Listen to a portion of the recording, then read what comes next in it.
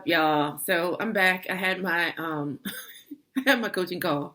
It happened a little later than it was supposed to, 2 minutes, but anyway, I think I want to change up really what I wanted to talk about today. So I kind of wanted to talk about the manual, but what I think I want to go back to is kind of a more pretty much the basic part of something that we do in coaching, our basic kind of coaching thing, right? So here's the thing. We coaches, anyway, okay. I might cut that. I don't know. I'm cute though, so I might not. But anyway, so what I coach people through on can be anything in the world, right? So coaching, okay, let me just back up a little bit. So coaching and therapy, like not the same thing. I am not a therapist. I don't claim to be a therapist. I don't possess the credentials of a therapist. I am a coach, a life coach. I'm retired Air Force. Everybody already knows that, but that's not who I am anymore, right? So I love it. I love the past, and it was great, but it only exists in my mind now, right? So no more Air Force for me, besides, friends and things like that. Anywho, okay, so now coaching. I am a life coach. And I can pretty much coach anybody through anything because here's the thing. Okay, so there are circumstances in the world, and I talked about this before. I called it the STEAR, STEAR. But yeah, it's just a mnemonic that I use to coach, right? So there's the situation or circumstance, the situation. There are the thoughts about the situation. There are the feelings that come from the thoughts we have about the situation. There are our actions that come from the feelings we have about the thoughts of the situation. And then there are the results that we create in our lives from the actions we take based on the feelings we have from thoughts about a situation. And the reason I say I can coach anyone through anything is because the situation is always neutral. It is always neutral. And so no matter how we think about the situation, the thoughts are choices. And, the situation can be anything in the world, anything in the world. But then the thoughts you have about it are going to create the results in your life. The thoughts you have about a situation through all the steps that we talked about, the thoughts, the feelings, the actions, the results. So your thoughts are creating the results that you are having in your life. So, I want to do kind of like I'll just do like an example. I wish I had some questions. So if you guys have any questions, put them in the little thing at the bottom. I'm new. I'm still getting new to this stuff. I'm still doing it, so I'm learning. But anywho, put your questions, and maybe I'll talk about the question that you may have next time. So, a quick kind of example of something that happened this week. I talked about some email stuff last week, but this too happened on an email. But I just want to show how the situation can be a neutral thing, but then the thoughts we have it are going to create those results in our lives, right? So I had someone email me, and again, emails are just words on the screen, but this I can pretty much break down how this person is creating the result in her life from the things that she said on the email. And so the email read that, this whole process of an MEB, this whole process is convoluted and confusing and designed to confuse people into submission. And, there was a lot of hyperbole in the email. So in the email, the person never asked for what they needed specifically. So they talked about all this confusion. They talked about all this convoluted, process and this and that. And needing someone in their corner, and a lot of similes and metaphors, right? Speaking in similes, metaphors, hyperbole, no facts. Okay, so so let's break it down. So the issue for the person, the circumstance for the person, was this process, right? The process is neutral. The process is neutral. And we know it's neutral because there are thousands of people going through this process that do not have the same thoughts about it's confusing, it's convoluted, it's this and that. Okay, but we're going to stick with hers. We're going to stick with this model, right? So the situation is the thing. So this person is saying it's convoluted. I'm just going to go with one of the thoughts that was given to me, right? The process is convoluted. Okay, that's the thought. The process is convoluted. The feelings she got from that is frustration, which was in the email. And that's how I can, speak to, I know she was frustrated because this is so frustrating, right? I'm feeling frustrated, right? Neutral process. The thought, this is convoluted. The feeling, I'm frustrated. The actions that she took was sending emails saying, I feel this way. I'm frustrated. It's convoluted. It's not efficient. It's not effective. But also in that email, she talked about how another entity in the process did exactly what she needed because she told them what she needed and they did it. Okay? Told them what they needed. She got what she needed. So she's saying everything else in the process is so messed up. But in this email that she typed up, she did not ask for what she needed. So the result of her typing this email that is confusing, I'm frustrated, I'm this, I'm that, I'm this, I'm that, she is creating the result of confusion and convoluted. She is making the process more convoluted by not asking for what she needs. Right? So the actions that she's taking based on the thought, this is convoluted and this is convoluted and confusing. She is not asking for what she needs and is continuing to get confusing information because she's not asking directly for what she needs. So the result that she's creating is more confusion. Right? The process is neutral. But what she thinks about it is it's convoluted and confusing. And now frustration. And from frustration, just airing out how she feels, but not asking for what she needs. Right? And creating more confusion because she still hasn't asked for what she needed. Right? And that's something that happened this week. And I, again, had to respond as a coach. I'm like, I'm like, okay, well, I can understand how you would feel confused when you think these things. I can understand how you feel it's convoluted when you have not asked for what you really need. And over time, I'm just like, this, I cannot do this on email. I have to call this person and clear up the confusion that, that was running around the process. But it's with anything that is a situation that can't change. We get to choose the thoughts that we have about it, Now, on the other hand, how I think about the process is different. It's still the same process, right? And that's how we know it's our thoughts that are causing our feelings and creating our actions and creating the results that we're getting by the thoughts we have. So our thoughts are creating our reality. Her thoughts were, I'm confused. So her reality that she created from those thoughts was confusion. Right? So what I think about the process is another thing. But for the sake of an example, what I think about the process is it is a process that can have service members separating if they have a condition that is not good for the military. It's not going to help them serve in the military. So if that's my thought about it, what's my feeling about that? Indifferent.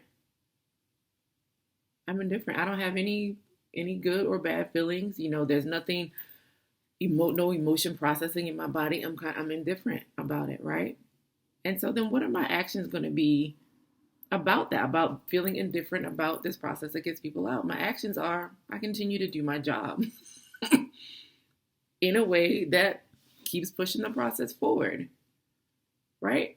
And so my reaction is my results are I am continuing to create and allow, the process to do what it does to get service members separated from the military if their condition is disqualifying, right? So that's just, the process is the same. I had a different thought about it than this service member did, and that's how we know that our thoughts are causing our feelings, because the process didn't change. It's still an MEB, the Medical Evaluation Board process. It didn't change. It's still an MEB. But I have a different thought than she had, and so our results are going to be different. The results we're creating in our lives are going to be different, right? And something else that that kind of stops progress is I don't know, right? So if there's some situation in life, and the thought that we have about it is, I don't know how to do that. I don't know how to do this. I don't know how to do that. So then that's another time that we create confusion in our lives, right? I'm confused. How do you feel? Confused. I don't know how to do it. I'm confused. And so when you're confused, how do you behave? How do you show up when you're confused? Do you show up? What do you do when you're confused? What are you not doing when you're confused? Right? So if you're confused and I don't know about this thing, what do you do? Nothing? Do you ruminate on different things and not take any action at all? Right? Are you sitting around just like pondering? If you're confused, what do you do? If you're confused, if the thought is, I don't know how to do this, I'm confused, I feel confused, what actions do you take? In confusion, a lot of times, the thought, I don't know how to do this, we don't come up with an answer. So we indulge in, I don't know how to do it, so I'm not going to do anything. I don't know how to do it. I don't know where to start. I don't know, And then the result that we're creating is we don't get anything done. So the process, the thing that we don't know how to do, we continue to not know how to do because we haven't taken any action. We're coming from a place of confusion. I don't know. So we don't move. So, the model is so kind of easy to kind of flip models, if you're not careful, and something that you don't understand how to do, and you're like, I don't know. We could, sit in confusion and not do anything, or I'm going to figure this out, right? So the I don't know feeling and I'm going to figure this out is going to create two different results, right? So it's the thought that you get to choose about any situation in the world, right? Thoughts happen, the feelings come from that, right? The actions that you take or don't take come from the feelings, and then you create the result. That's going to prove the thought. It's not going to prove the situation. The situation is still neutral, right? But you're going to prove your thought, either like directly prove and guarantee that you are going to live in that thought, or it could be exact opposite of what you want. It's usually exact opposite of what you want when somebody else is the circumstance. If it's a person's behavior is the circumstance, a person did something and you want to control it, you're going to create the exact opposite of what you want, right? So say you have a thought about a person, oh, this person is so controlling, right? This person is so controlling is a thought you have about somebody. And so let me put myself into the model to, kind of work it through, right? So here's this person. My thought about them is they are so controlling, right? So when I feel like they're so controlling, when I think that they are so controlling, how does that make me feel? If you think someone is so controlling, how does that make you feel? kind of defiant. Like, I don't want to listen to that person. They're so controlling. I don't want to listen to that person. And when I feel defiant, what actions am I doing? What am I doing when I feel defiant? If they tell me something, I don't listen. If they try to give me advice, I shoot it down. If they, um, try to tell me what to do, I'm just like, yeah, no, that's not going to work for me. Right. And so what am I creating with that? What am I creating with those actions that I'm taking? I am creating, and the thought was, this person is so controlling. I think they're so controlling. I feel defiant. No, I'm not going to do this. I'm not going to do this the way you say. I'm not going to do that the way. And what I'm actually creating is the mirror image of what I just said. So I'm trying to control their response to me.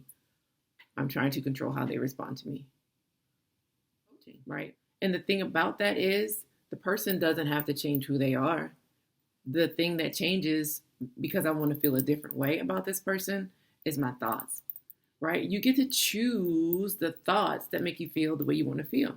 So if you want to feel, you don't want to feel the person is controlling. You want to feel, what's the next best thought you can what is the next best thought you can think, that you can believe. Number one, you have to be able to believe it, or it's not gonna be a lasting thought that's gonna create some, neural pathways in your brain to think differently about this person. It has to be something that you can believe, right? So to going from a thought that I think this person is so controlling to I don't know, what's called a ladder thought, something that makes you feel a little bit better, changes the feeling a little bit, but is believable. So what's the next thought you could have that could make you feel, a little bit better about this person? Well, I think they have their own way of dealing with things, versus I think they're so controlling. Does that feel better? It feels better to me. I think they have a different way of dealing with things than I do. Okay, and it's okay. It's okay that they can feel a different way or think a different way. But it creates a different feeling, and that's going to produce different actions and different results all around, right? So, but yeah, so remember that the circumstance, the situation is always neutral till you add a thought to it. Once you add a thought to it, it's going to blossom out, right? And you can either do the least or you can do